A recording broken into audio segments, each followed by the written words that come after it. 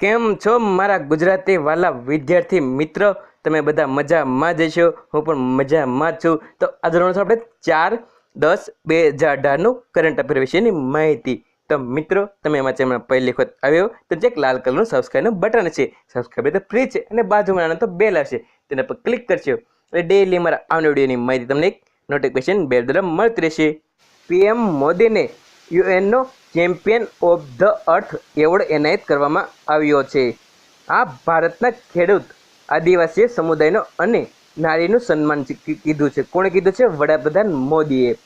પર્યાવરણ અને કુદરતી હોનારતનો સંસ્કૃતિ સાથે સંકળાયેલો છે. સંસ્કૃતિમાં પર્યાવરણમાં કેન્દ્રમાં ન હોય તો કુદરતી હોનારત અટકાવી શકાશે નથી. કોણે કીધું છે? મોદીએ.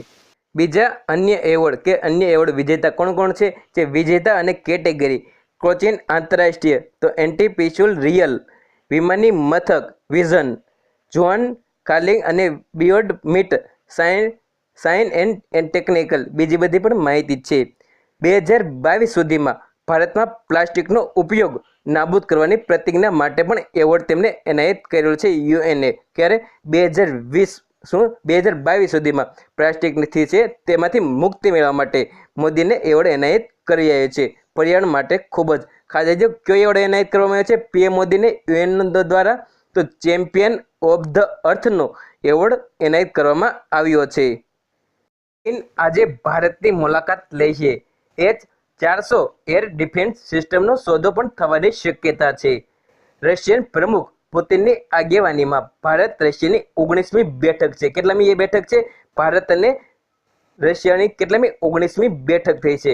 પાક ચીનને ધ્યાનમાં રાખીને ભારત માટે $5 અબજ મૂલ્યની air defence missile system deal મંજૂરી તેમને મહત્વની ગણવામાં આવેલી છે. ખાસ ભારત અને રશિયાની કેટલામી બેઠક બની છે આજે? 23 તારીખે 4/10/2019મી બેઠક યોજાશે. કે 19મી બેઠક યોજાવાની છે.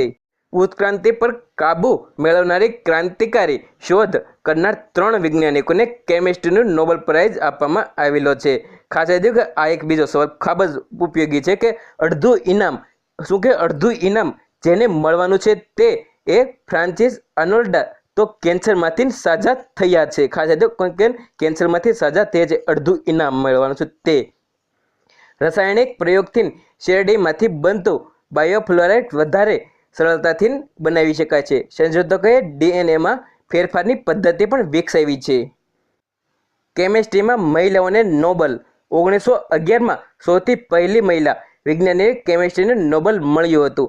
એ મહિલાનું નામ મેરી ક્યુરી, જેમને 1903માં ભૌતિકશાસ્ત્રનું પણ નોબેલ પ્રાઇઝ મળી ચૂક્યું હતું. 2 અલગ અલગ ક્ષેત્રમાં નોબેલ મળ્યા હોય તેઓ એકમાત્ર વિજ્ઞાનીઓ છે જે કેમિસ્ટ્રી પછી 1935માં છે.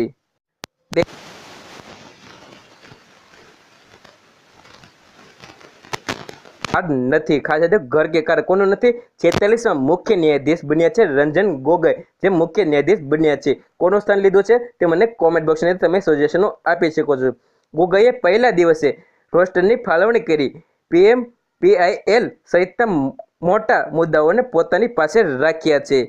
જજોની નારાજગી દૂર કરવા માટે પ્રયાસો કરશે. ગોગોઈની નિવૃત્તિ જજ હેડંગને સલામ આપેલી છે, જેવી માહિતી આપેલી છે.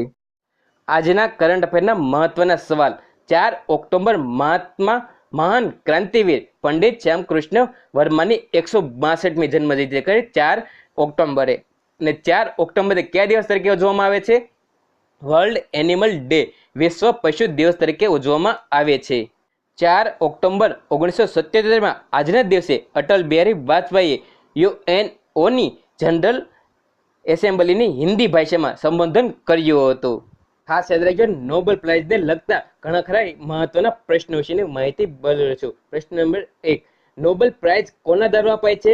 તો સ્વીડનની Royal Swedish Academy of Science દ્વારા અપાય છે. ત્યાર પછી 2017 સુધીમાં કેટલા વ્યક્તિઓને નોબેલ પ્રાઇઝ મળ્યા છે? તો 923 વ્યક્તિઓને અને 584ને નોબેલ પ્રાઇઝ મળ્યા છે. 923 વ્યક્તિઓને અને 584ને નોબેલ પ્રાઇઝ મળ્યા છે.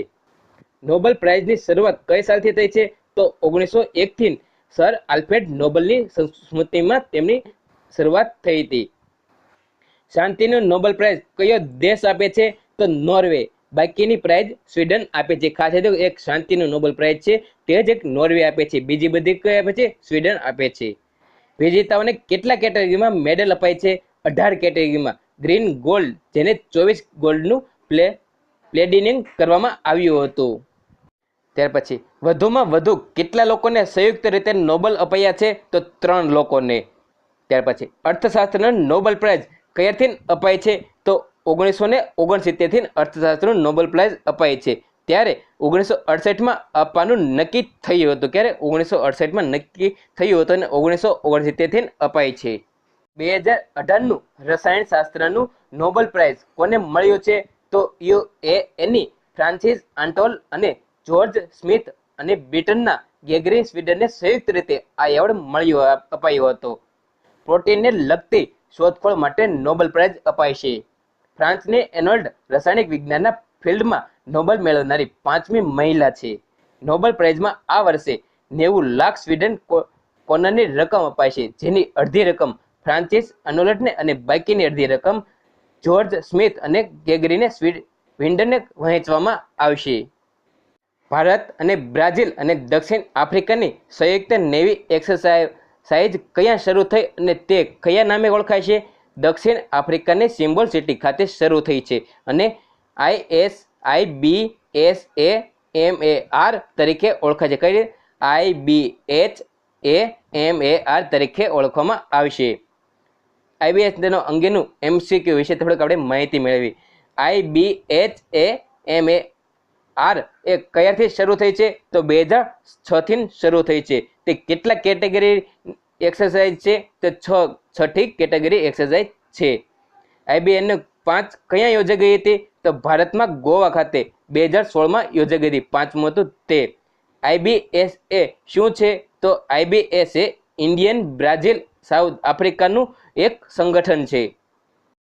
સુપ્રીમ કોર્ટના કયા ન્યાયાધીશની નિમણૂક national legal service authority of India NALHA ના એક્ઝિક્યુટિવ ચેરમેન તરીકે પદે કરવામાં આવી છે? તો કોણ હશે તેનો જવાબ? મદન ભીમરાજ લોકુર. તેમની નિમણૂક રાષ્ટ્રપતિ દ્વારા કરવામાં આવેલી છે.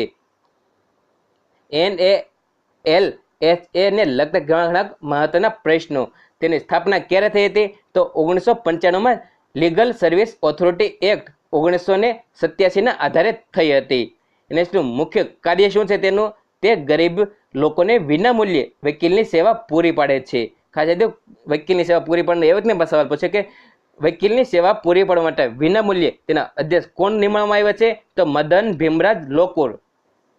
ત્યાર પછી તે ઝડપી ન્યાય માટે લોક અદાલતનું પણ આયોજન કરે છે. NSLનું મુખ્ય સૂત્ર કયું છે? ન્યાય સબકે લીએ. ક્યાં શું સૂત્ર છે તેનું? ન્યાય સબકે લીએ. NALHA નું સૂત્ર છે. અને NS પેટ્રોલિંગ ઇન ચીફ કોણ હોય છે? તો સુપ્રીમ કોર્ટના મુખ્ય ન્યાયાધીશ હોય છે. કોણ છે? સુપ્રીમ કોર્ટના મુખ્ય ન્યાયાધીશ હોય છે. ત્યાર પછીનો મહત્વનો સવાલ કે મહાત્મા ગાંધીની 150મી જન્મ જયંતિ નિમિત્તે ગુજરાતના શિક્ષણ મંત્રી ભૂપેન્દ્રસિંહ ચુડાસમા દ્વારા કયા કેન્દ્રનો પ્રારંભ કરાયો છે? તો ખાસ યાદ રાખજો, ગાંધીનગરમાં ગુજરાત શૈક્ષણિક સંશોધન અને તાલીમ પરિષદ GCERT ખાતે મહાત્મા ગાંધી અધ્યક્ષના કેન્દ્રનો પ્રારંભ કરાયો છે. ત્યાર પછીનો પ્રશ્ન, ગુજરાતનું એ સ્વચ્છ મોડલ ગામ જેની મુલાકાત 60 દેશોના 118 વિદેશી પ્રતિનિધિઓએ 2 ઓક્ટોબરના રોજ કરી છે? તો કયો છે? તો સાબરકાંઠા જિલ્લાના તલોદ તાલુકાનું પુસરી ગામ. ખાસ કઈ ગામ છે? સાબરકાંઠા જિલ્લાના તલોદ તાલુકાનું પુસરી ગામ. ત્યાર પછીનો બીજો મહત્વનો સવાલ, કયા રાજ્ય દ્વારા પોતાની ફૂડ સિક્યુરિટી સ્કીમ શરૂ કરવામાં આવી છે? તો ઓડિશા દ્વારા. આ સ્કીમ ગાંધી જયંતિના દિવસે મુખ્યમંત્રી નવીન પટનાયક દ્વારા લોન્ચ થઈ છે. ત્યાર પછીનો પ્રશ્ન, ગુજરાત વિધાનસભાના કયા ક્રાંતિવીરની 162મી જન્મ જયંતિ એ પુષ્પાંજલિ અપાય છે? તો ક્રાંતિવીર પંડિત શ્યામજી કૃષ્ણ વર્માની જન્મ જયંતિ નિમિત્તે 4 ઓક્ટોબરના રોજ તેમને અપાશે. કઈ તારીખે? 4 ઓક્ટોબરના રોજ આજે. ત્યાર પછીનો પ્રશ્ન, કેન્દ્રીય કેબિનેટ દ્વારા મધ્યપ્રદેશના કયા 2 શહેરોમાં મેટ્રો રેલવેની મંજૂરી આપી છે? તો કહે છે ભોપાલ અને ઇન્દોરમાં. ખાસ યાદ કેન્દ્રીય કેબિનેટ દ્વારા મધ્યપ્રદેશના કયા 2 શહેરોને મેટ્રો રેલવેની મંજૂરી આપી છે? તો ભોપાલ અને ઇન્દોરમાં.